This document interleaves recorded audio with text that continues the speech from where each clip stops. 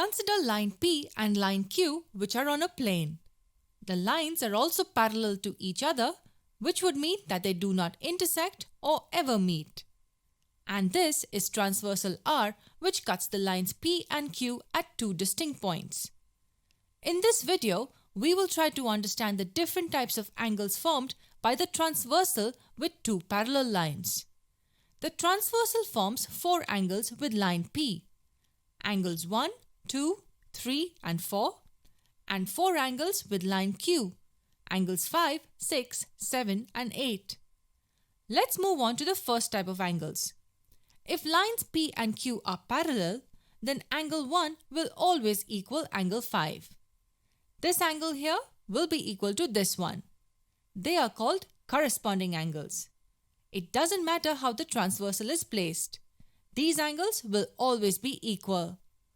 On a new page, let us try moving the transversal around. Assume line A and line B are parallel to each other.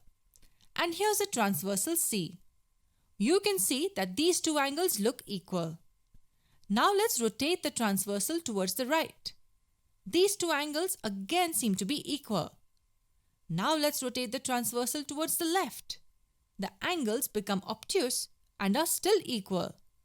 This tells us that the corresponding angles are always equal. Now let's go back to the previous page. Now let me ask you an interesting question. Look at the figure closely. Is this the only pair of corresponding angles? No, it isn't. We have three more pairs of corresponding angles. When a transversal intersects a pair of parallel lines, four pairs of corresponding angles are formed. 2 and 6 form a corresponding angles pair, so angle 2 will always equal angle 6. You can even look at the figure and observe that they are equal. Similarly, angle 3 will equal angle 7 and angle 4 will equal angle 8. These are the four pairs of corresponding angles that are formed. 1 and 5, 2 and 6, 3 and 7, 4 and 8.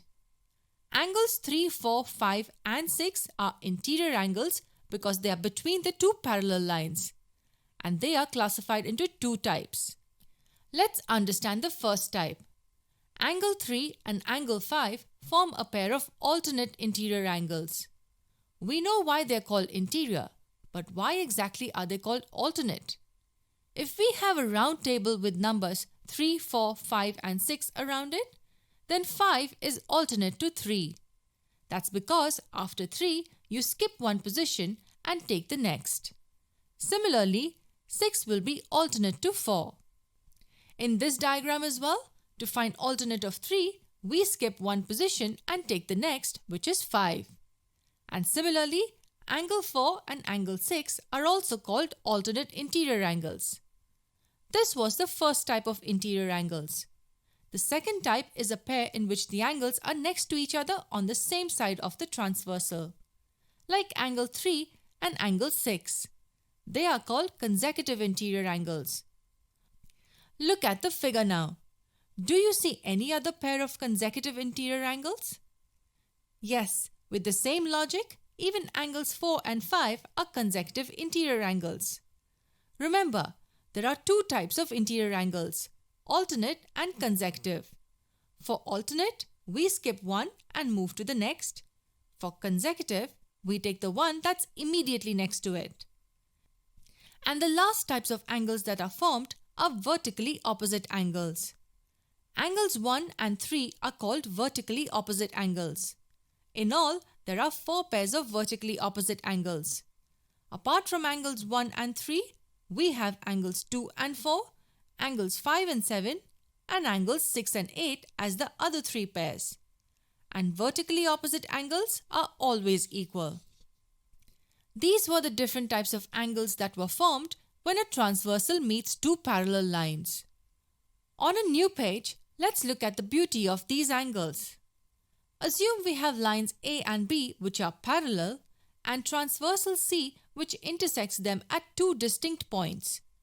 As we already know, the transversal forms 8 angles.